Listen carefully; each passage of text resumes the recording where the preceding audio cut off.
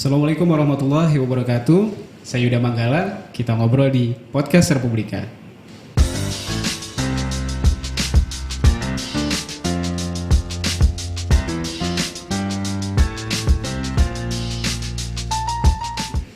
Keserakahan itu memang kadang yang entah ya, kalau saya sebagai orang biasa melihat hutan dieksploitasi itu kesannya kenapa sih gitu, demi kepentingan bisnis. Iya memang secara ekonomi, bukan berarti hutan nggak bisa dimanfaatkan ya Pak Nungun dan Bang Mustar ya, tapi kan memang butuh kebijakan tertentu dan pengawasan sebenarnya khususnya dari pihak terkait. Itu gimana kalau untuk ya, seperti yang tadi saya sampaikan, aspek pengelolaan dari aspek konservasi saja kita menganut 3 prinsip gitu ya. Bagaimana kita melakukan pengawetan, melakukan perlindungan, pemanfaatan secara lestari. Konteks pemanfaatan itu memang menjadi salah satu aspek konservasi juga gitu ya. Tetapi bagaimana sustain ngelolanya itu yang penting. Komitmen ngelola sumber daya ini harus komit yang kuat dan integritas gitu ya, sehingga aspek pengelolaan lingkungan, sumber daya, hutan, biodiversity itu bisa sustain atau berkelanjutan. Kalau nanganin yang bandel-bandel gimana sih Pak? Ya. Ketika kita bicara langkah besar, itu harus diawali dari langkah kecil gitu ya. Misalnya tadi disampaikan, bagaimana sih Pak kita masyarakat kota mau aware gitu dengan hutan gitu ya. Langkah kecil, kita sadar bahwa fungsi pohonnya bisa memproduksi oksigen, kemudian bisa menyerap karbon dioksida. Lakukan saja penanaman pohon di pekarangan, gitu ya, di lahan-lahan yang tidak produktif, misalnya begitu. Sehingga semangat berhutannya tinggi, begitu. Semangat berhutan kan tidak harus dengan konteks kawasan hutannya, gitu ya. Bagaimana dengan negara-negara seperti misalnya Singapura, Malaysia mengembangkan konsep-konsep tentang semangat berhutan begitu ya. Urban farming ya bahasanya Pak ya? Ya kurang lebih ya dalam konteks ketersediaan pangan kira-kira seperti itu. Kita bisa lihat kan di beberapa negara yang bahkan di Indonesia juga sudah banyak lah ya, saya kira yang mengembangkan konsep semangat berhutan di samping hutan kota begitu ya. Artinya kita bisa dengan langkah awal sadar sendiri untuk melakukan itu gitu ya. Kan komunitas kita juga sudah banyak, ada komunitas terhadap yang aware terhadap sampah misalnya, yang aware terhadap penyu burung, banyak sekali. Nah, bagaimana menyatukan langkah gitu ya, di lead oleh pemerintah, dilakukan upaya bersama sehingga kelola sumber daya hutan, biodiversity dan lingkungan secara keseluruhan saya kira bisa terintegrasi. Bicara sedikit soal tadi kan saya ngebahas soal hutan Papua ya. Kebetulan Ekonusa memang fokusnya ke hutan arah timur ya. Sementara kalau Pak Nunu sendiri lebih luas lagi ya Pak ya, bukan Kalimantan semua. Penguasanya di sini. Yang menguasai hutan, menguasai. Kalau saya bahasa menguasai seperti raja hutan nanti Raja hutan. Bukan Tarzan ya. Atau Simba Pak, itu kalau pernah nonton. Kita ngebahas sedikit soal hutan Papua. Hutan Papua ini memang kan secara geografis ya Pak, dengan pusat itu kan agak jauh gitu. Ya. Itu sebenarnya gimana sih Pak untuk menjaga apalagi yang disebut Bang Mustar tadi, ini salah satu benteng terakhir lah ya bahasanya gitu. Itu seperti apa Pak untuk pengelolaan hutan Papua sendiri sekarang? Saya kira standarisasi nasional, pengaturan regulasi nasional ya, saya kira sama begitu. Mulai penataan, pengukuhan hutan dan lain-lain saya kira atas dasar Undang-Undang 41 1999 tentang kehutanan sudah jelas pengaturan kelola hutannya gitu ya. Termasuk di Papua. Hanya memang kondisi spesifiknya kan agak berbeda. Ada masyarakat, adat dan pola culture yang saya kira agak berbeda. Sehingga yang paling penting adalah manajemen pendekatannya. Ya, organisasi-organisasi tapaknya harus juga menguasai culture setempatnya. Begitu ya. Itu kemudian kalau kita belajar mungkin di yang basisnya biologi di SMP, di SMA juga sudah belajar tentang garis Wallacea gitu ya. Garis Weber menghubungkan di mana antar kepulauan yang banyak biodiversitas polaranya, yang mana di faunanya begitu ya. Itu sudah kita belajar. Dan Indonesia Timur memang dari sisi aspek biodiversitas dia mempunyai karakteristik spesies yang lebih banyak endemiknya. Bisa kita lihat misalnya ada burung-burung cendrawasih gitu sangat kaya betul ya. Di Timur Timur juga, kemudian di NTT dan di Papua begitu ya. Kemudian ada kanguru, walabi segala macam. Saya kira biodiversitasnya kaya dan banyak tingkat endemismenya yang tinggi saya kira gitu. Oke, ke Bang Pustar. Gimana sih Bang kondisinya sekarang ya?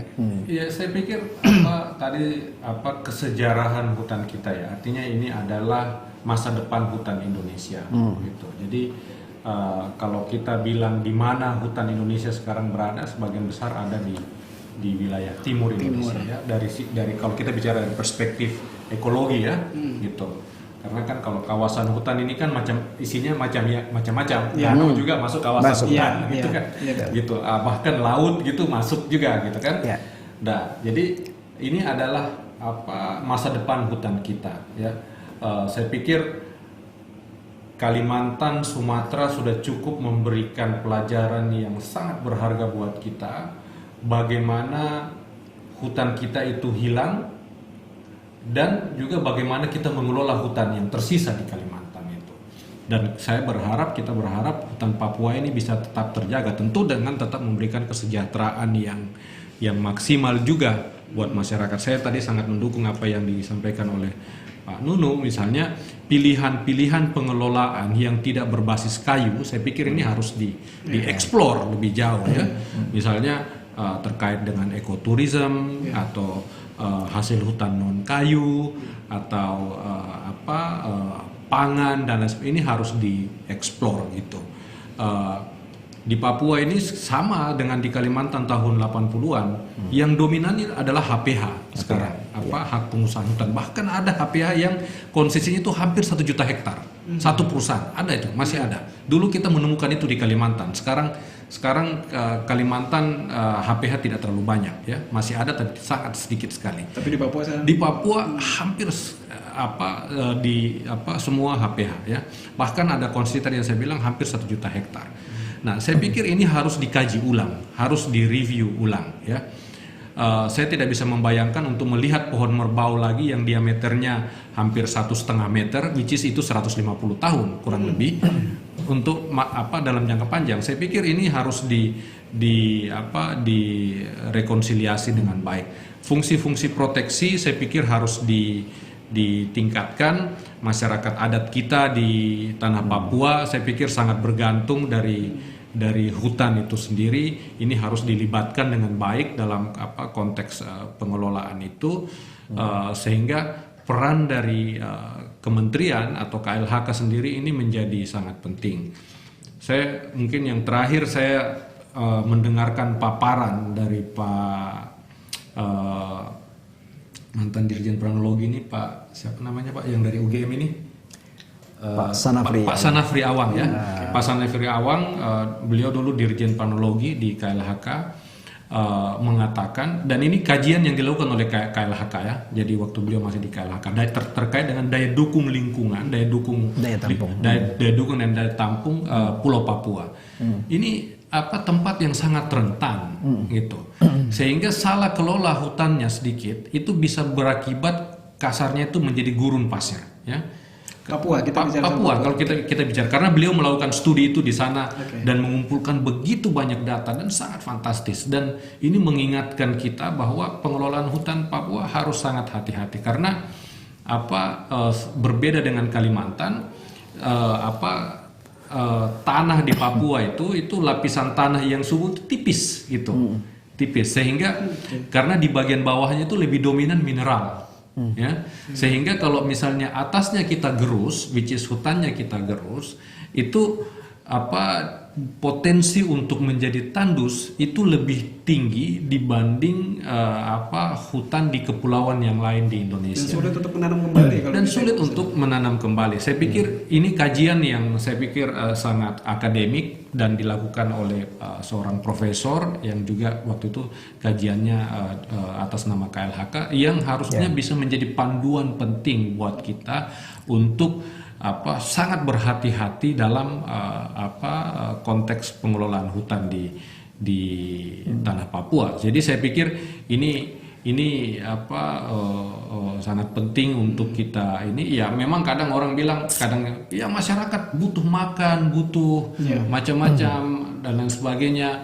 Ya saya pikir dengan menjaga hutan, saya pikir masyarakat juga tidak akan lapar gitu. Jadi artinya ada masih ada banyak yang ini, dan yang illegal logging sampai saat ini masih terjadi terus, dan tindakan penegakan hukum itu saya pikir itu yang harus menjadi hal yang krusial. Nah, yang terakhir saya pikir tadi Pak Nuno menyampaikan ada perbedaan secara culture, budaya dengan tempat lain, ya kan. Kalau kita di Papua hampir seluruh tanah itu milik adat, tanah adat itu, ya. Jadi saya pikir ini menjadi penting juga masyarakat Papua, terutama yang berkomitmen untuk mengelola hutannya dengan baik. Beberapa kali juga meminta ke KLHK untuk paling tidak adalah showcase di mana pengakuan hak adat itu bisa diberikan. Tentu saya setuju tidak asal diberikan, tapi juga didukung dengan pendampingan pengelolaan yang baik gitu. Saya pikir ini juga satu hal yang dinantikan juga oleh masyarakat adat di tanah Papua. Oke, terakhir kesimpulan, harapan dan kedepannya akan seperti apa? Pak Nuno dulu. Saya menambahkan sedikit tadi yang disampaikan oleh Pak Bustar. Dari aspek kelembagaan kita memang di era kepemimpinan Bu Siti Nurbaya, kita sudah menguatkan kelembagaan. Kita punya Direktorat Jenderal khusus untuk menegakkan hukum ya, sehingga harapan-harapan yang disampaikan Mas Bustar tadi itu tengah berjalan sebetulnya. Tengah berjalan. Kita punya unit pelaksana teknis di 5 region, termasuk di Papua, gitu ya. Kemudian dari aspek tadi daya dukung daya tampung, pengelolaan dari Undang-Undang 32 2009 ada basisnya ekoregion, gitu ya. Ada ekoregion Kalimantan dan saya dulu bertugas di sana. Ada Papua, Jawa, Bali, Nusra, gitu ya. Kemudian Sulawesi sama Maluku. Nah, kajian tadi seperti yang tadi saya sampaikan ada 11 instrumen gitu ya. Instrumen hulu ada kajian lingkungan hidup strategis, kajian daya dukung daya tampung. Bagaimana mengkoleksi berbagai parameter, kita assess untuk basis kelola ekoregion gitu. Jadi yang dilakukan di Papua, di ekoregion lain pun sama. Termasuk Kementerian Lingkungan Hidup dan Kehutanan telah juga menetapkan wilayah ekoregion prioritas di masing-masing ekoregion besar itu. Nah, itu yang saya kira basis kelola ke depan yang referensinya cukup komplit begitu ya, seperti yang dilakukan di banyak ekoregion. Kita punya 6 pusat ekoregion. Dari aspek perdagangan misalnya tadi disinggung begitu ya. Sekarang kan pasar sudah melek ya. Jadi yang dia lihat itu kan legality. Kemudian traceability seperti itu. Ketika nebang pohon memanfaatkan kayu bersumber dari yang mana? Daerah mana? Tunggakan dari mana? Tonggak yang mana? Kira-kira begitu ya. Termasuk di spesies tumbuhan dan satwa liar. Jadi aspek legalitas dan traceability sekarang menjadi kunci untuk kita bisa menjual ke pasar begitu ya. Misalnya kayak di spesies kita punya konvensi CITES gitu ya, sebuah konvensi yang mengatur perdagangan spesies.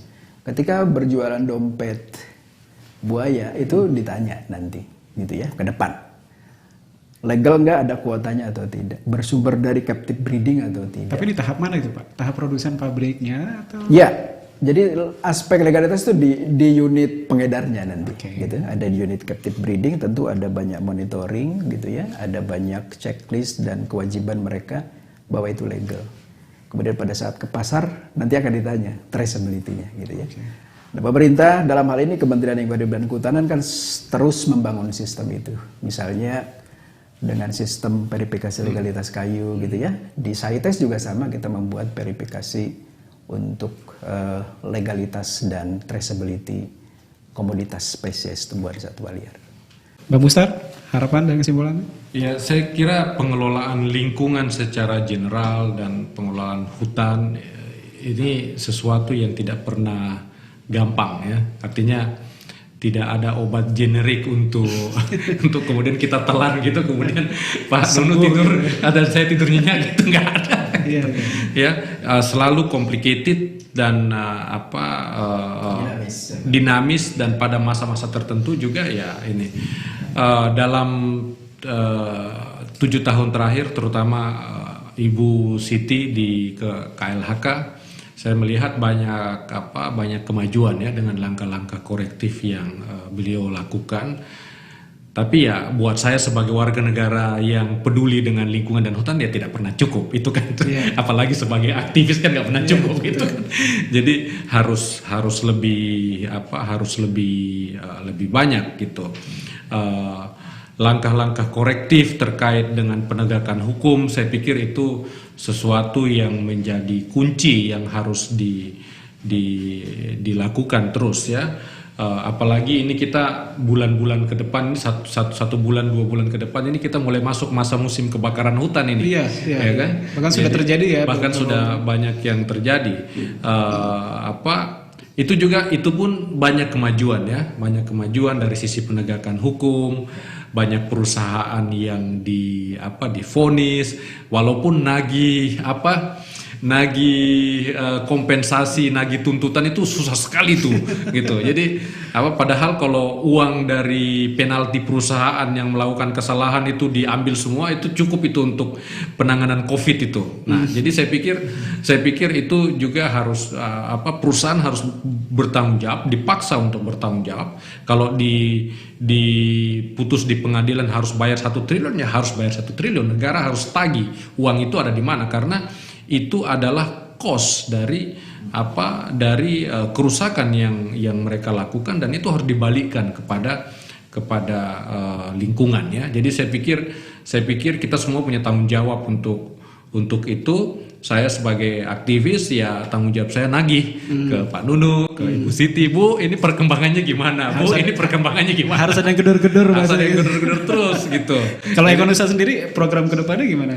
Kita tadi saya sampaikan ke Pak Nunu, kita lebih banyak sekarang membantu masyarakat untuk terutama program disebut Proklim ya. Program Kampung Iklim gitu. Kampung Iklim. Jadi di KLHK sendiri ada program untuk perubahan iklim, untuk bagaimana mendorong kampung-kampung atau desa-desa yang sadar akan perubahan iklim gitu. Nah, cuman kan ini kan tidak bisa berhenti hanya sebatas label ya. Kemudian dikasih plakat, ini loh kampung iklim, ini kampung iklim. Ini harus diisi gitu. Harus diisi. Artinya masyarakat juga harus diajak terlibat bagaimana mengelola hutannya supaya tidak habis, bagaimana mengelola pangannya supaya tidak bergantung dari pihak luar, bagaimana mengelola alamnya juga supaya memberi manfaat ekonomi buat mereka ya. Jadi kita sekarang lebih banyak fokus di kampung-kampung di Indonesia Timur untuk bagaimana mereka inline juga dengan program yang didorong oleh pemerintah untuk sadar iklim itu. Ini juga inline dengan prioritas KLHK saya kira ya, dalam konteks perhutanan sosial, bagaimana masyarakat bisa mengelola hutannya secara baik, secara bijaksana, memberikan manfaat ekonomi secara jangka panjang dan berkelanjutan, tetapi hutannya tetap terjaga. Itu lebih banyak kita fokus pada level kampung di Indonesia Timur. Baik, terima kasih Bang Buster, terima kasih Pak Nunu. Terima kasih banyak. Sobat Republika, pada intinya hutan itu memberikan kita banyak manfaat, tapi ketika hutan itu terlalu diperas bahasanya dan menimbulkan kerusakan, tentu dampaknya akan ke kita juga. Jadi tugas kita bersama, bukan hanya pemerintah ya, meskipun pemerintah punya kontrol untuk mengawasi dan menegakkan hukum misalnya, kita sebagai masyarakat juga perlu ikut berkontribusi seperti Bang Buster ya, untuk ikut menjaga bagaimana supaya hutan kita nanti masih bisa dilihat sama anak cucu cicit kita nanti ke depan. Jadi jaga hutan kita, semoga tetap semangat terutama di masa pandemi ini. Ya, kalau misalnya ada masukan, karena bahasannya tadi seru banget ya sama Pak Nunu sama Bang Buster, mungkin ada yang ingin ngebahas lebih jauh lagi tentang hutan atau hal lainnya yang terkait dengan alam, silakan kirim ke sini newsroom@rol.republika.co.id atau bisa melalui saluran media sosial kita. Terima kasih, tetap semangat, tetap produktif, selalu kreatif. Assalamualaikum warahmatullahi wabarakatuh.